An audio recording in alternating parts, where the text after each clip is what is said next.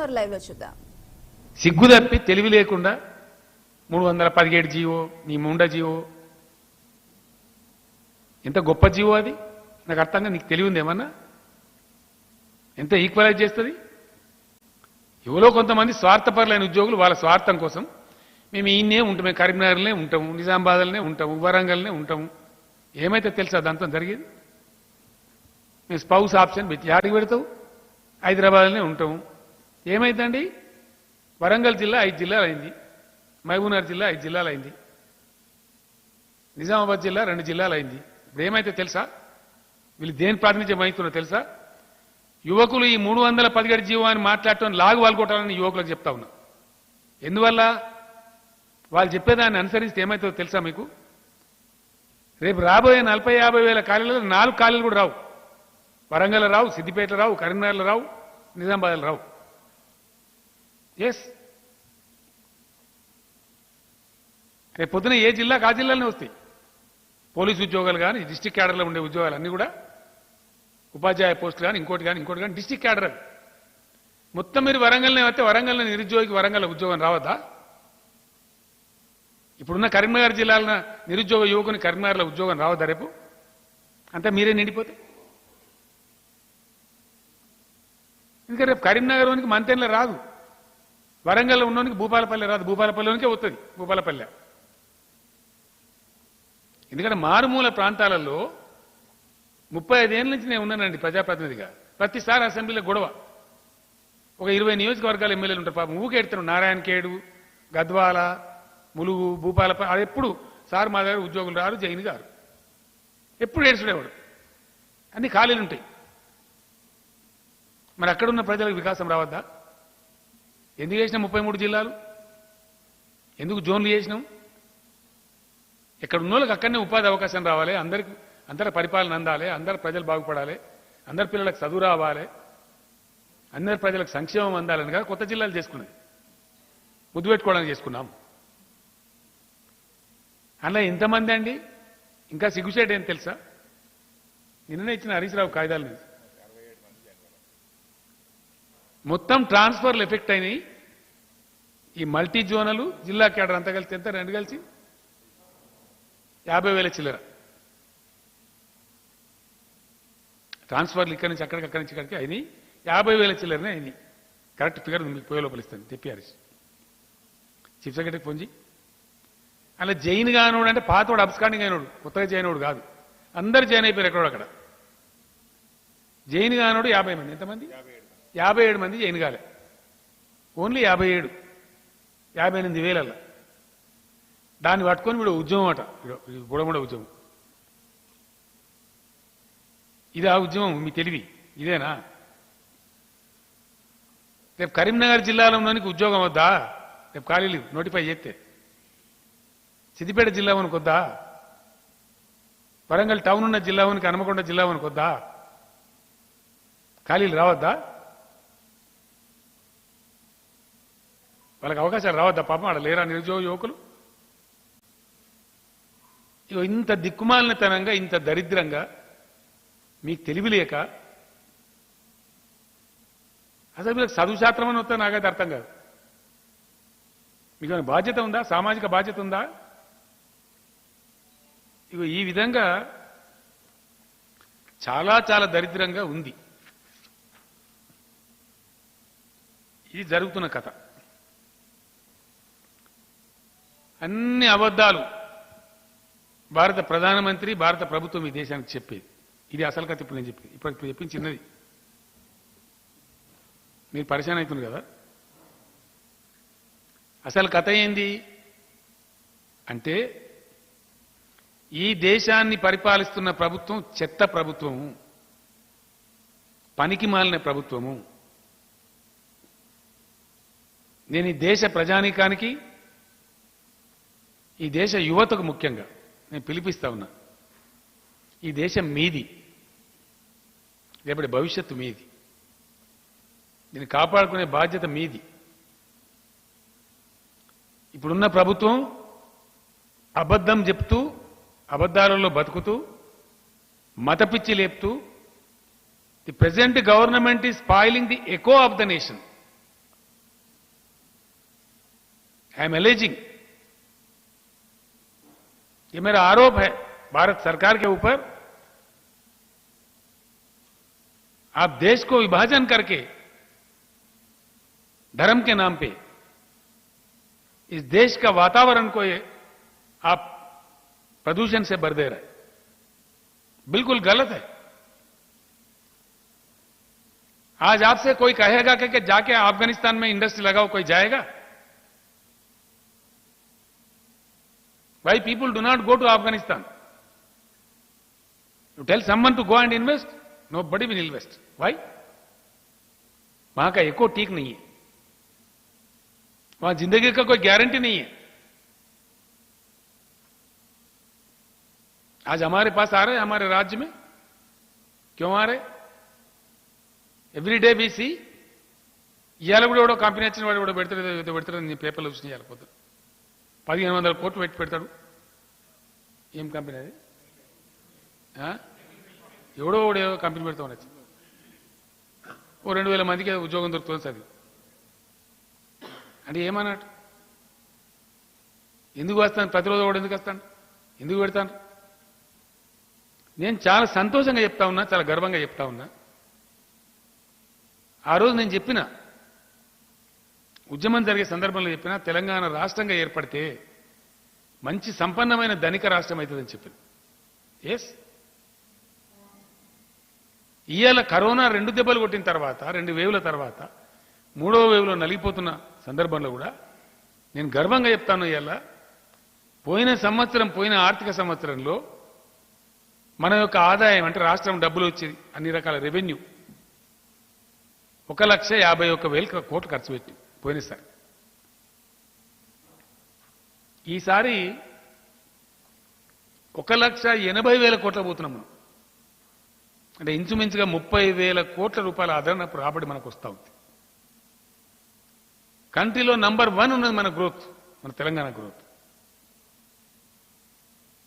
రేపు చెప్తాం కదా లెక్క, మార్చలేదు బడ్జెట్ పెట్టినప్పుడు చెప్పమా ఈ లెక్క అంతా.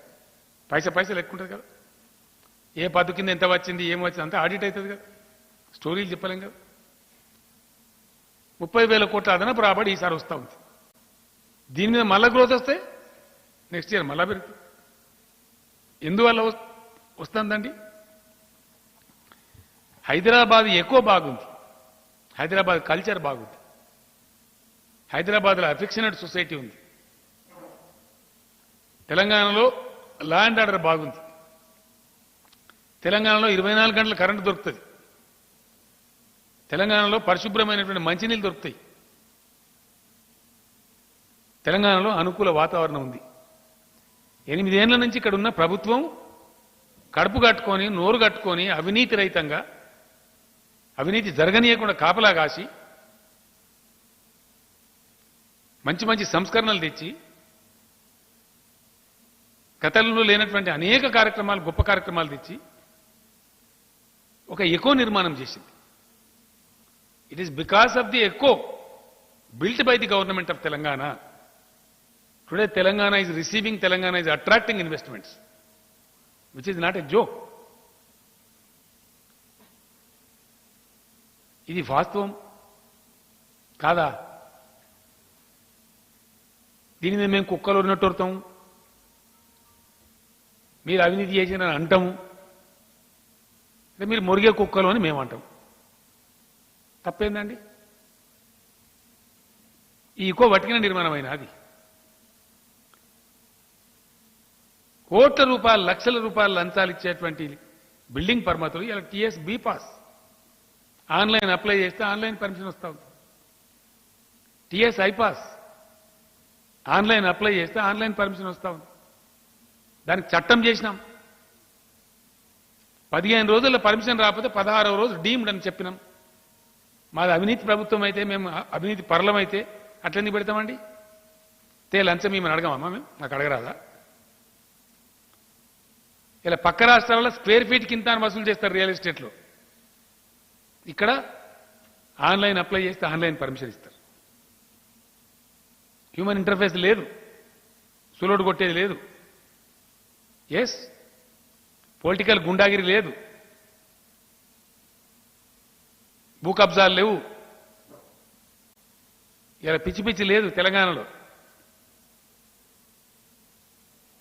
ఇలా గుడుంబ గబ్బు లేదు తెలంగాణలో, పేకాట క్లబ్ లేదు.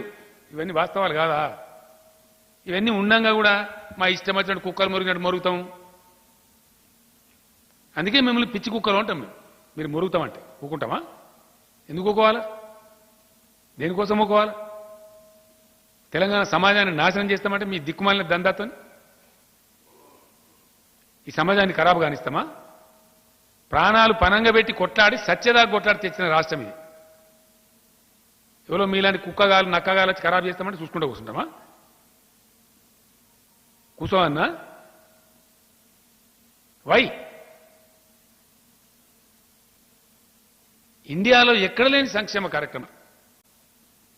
వాస్తవం కాదా? మీకు జీర్ణం కాదా? మీకున్నదా? మీ తెలివి ఉందా? మీ ప్రధానమంత్రికో మీకో మీరు పరిపాలించే రాష్ట్రాల ముఖ్యమంత్రులకు ఉన్నదా? తెలంగాణలో అమలు చేసే దళిత బంధు నిజం కాదా? నిజాన్ని అంగీకరించే సంస్కారం లేదా మీకు? దాన్ని కూడా తిరిగి తిరిగి మాటలు మొర్రి మొర్రి మాటలు మాట్లాడుకుంటా, హౌలా పోసిగా లెక్క మాట్లాడకుండా. వాస్తవం కాదా దళిత బంధు? మీ ముండమోకాలకు మీ బీజేపీ పాలిత రాష్ట్రంలో ఎక్కడన్నా ఉందా? మీ కేంద్ర ప్రభుత్వంలో ఎక్కడైనా పైసా పెట్టినరా దళితులకు? అది లేదు. వాటికనే వృతం వాళ్ళంగా సోషల్ మీడియాలో అన్ని అబద్ధాలు ప్రచారం చేస్తాం. ఇదా? ఇప్పుడు క్షుద్ర విద్య, అది సోషల్ మీడియా కాదు, క్షుద్ర విద్య. దాని బండారం తీస్తాం, దాన్ని అంతా తీస్తాం. దాని చట్ట వ్యతిరేక కార్యకలాపాలన్నీ ఇరిసి పొయ్యిలో పెడతాం. సమాజానికి కూడా తెలియాలి ఎవరు మంచి చెడ్డ అని చెప్పి ఊకున్నాం ఇన్ని రోజులు. ఇప్పుడు ఊకం. ఇష్టం వచ్చిన పద్ధతిలో దానికి ఒక జర్నలిజం అని పేరు పెట్టి నువ్వు జర్నలిస్టువా? ఇదా నీ దుకాణం? ఈ పద్ధతా సమాజాన్ని నడిపించేదా? దళిత బంధులో దయచేసి నేను మీకు కూడా మళ్ళా చెప్తా ఉన్నా, Dalit Bandhu is not mere programme. Dalit Bandhu is a spirit. Yes, చాలా మందికి చాలా విషయాలు అర్థం కావు. ఇండియా మొత్తంలో మెడికల్ షాపులలో దళితులకు రిజర్వేషన్ ఇచ్చే రాష్ట్రం ఎక్కడైనా ఉందా? బార్ అండ్ వైన్ షాప్స్ లో దళితులకు అవకాశం ఇచ్చే రిజర్వేషన్లు పెట్టిన రాష్ట్రం ఎక్కడైనా ఉందా? పెడతారా మీ బీజేపీ రాష్ట్రంలో? ఆ సత్తా ఉందా మీకు? దళిత బంధు ఇస్ ఏ స్పిరిట్. దళిత బంధులో దళితులు ఇవ్వాల. చరిత్రలో ఏనాడు లేరు, ఎక్కడ లేరు, భారతదేశంలో ఎక్కడ లేరు. ఇలా బార్ షాప్ ఓనర్లు అవుతున్నారు, వైన్ షాప్ ఓనర్లు అవుతున్నారు, మెడికల్ షాప్ ఓనర్లు అవుతున్నారు, ఫర్టిలైజర్ షాప్ ఓనర్లు అవుతున్నారు, కాంట్రాక్టర్లు అవుతున్నారు. మీకు జీర్ణం అయితలేదా? ఈ వాస్తవాలు కావా? నిజం కాదా దళిత బంధు? రైతు బంధు మేము 50,000 కోట్లు ఇవ్వలేదా? వాస్తవాలు కావా? దాని మీద కూడా కారు కూతలు కూస్తారా? ఇష్టం వచ్చిన మాటలు మాట్లాడతారా?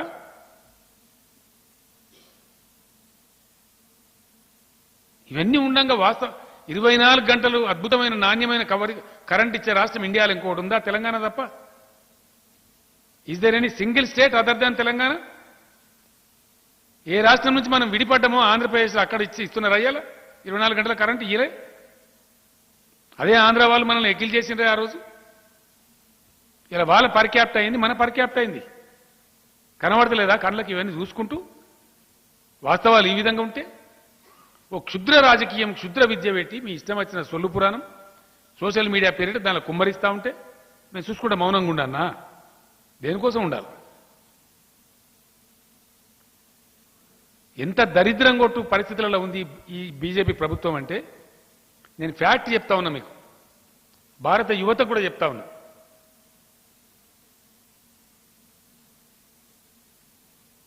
एक बात भारत के युवा के लिए सोचना बहुत आवश्यक है.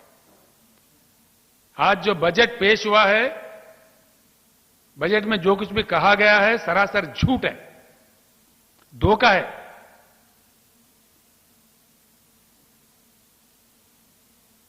भारत सरकार जो दलितों के लिए, जो गिरिजन के लिए, आदिवासी के लिए जो बजट रखा है, उनका पॉपुलेशन है करीब 40 करोड़. उसके लिए बजट रखा है 12,800 करोड़. ये दलित का सरकार है, ये ट्राइबल का सरकार है, ये दलित द्रोही है, गिरिजन द्रोही है, ट्राइबल द्रोही है।